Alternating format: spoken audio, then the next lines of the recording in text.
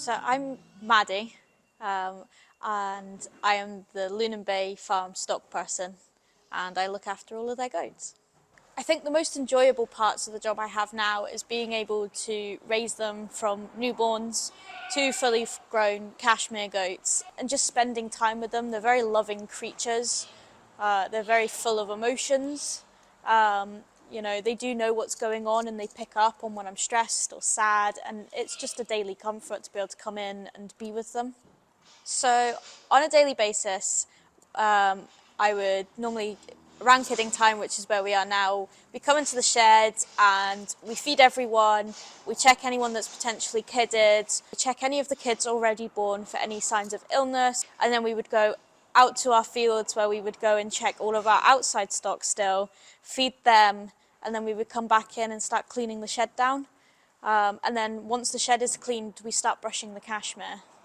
So I was an RAF kid growing up, so I moved a lot. And it was at our last move to England that we got horses. And when we were on the livery yard, a lady had a small flock of sheep, which she would let me help with.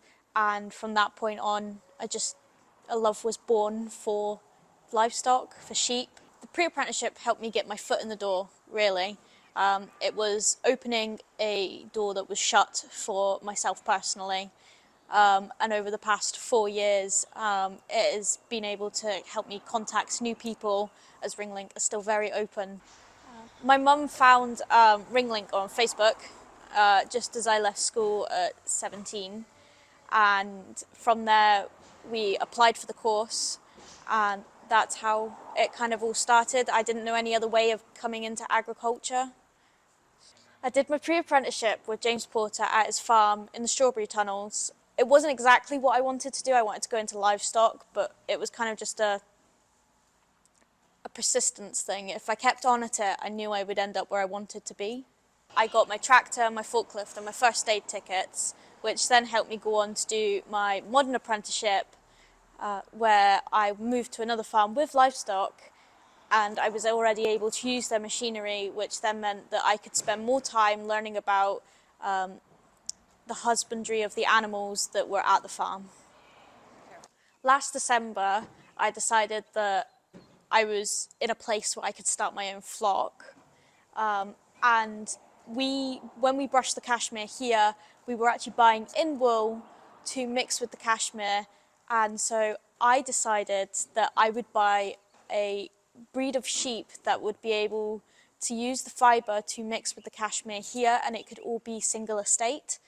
And we went down the route of natives, so we've got Shetlands, which we breed to the pedigree standard. And from there, we've actually branched out into rare breeds, which I've now decided that I want to stay with the native and rare breeds species and be able to produce fibre and meat to be able to show the fact that they have a role within our economy. In the past 3 years since starting my pre-apprenticeship, I have achieved a lot, to say the least, especially with starting my own flock. And hopefully this year will be an official business. And that's the plan, to become an official fibre business as well as a meat trading business, and to encourage locals to source sustainable fibre and meat from a local source, and help prove to farmers that there is a place for these natives and rare breeds on their farm, whether it's grazing rough ground or adding hardier genetics to their already existing flock. I hope to achieve that in the next 10 years.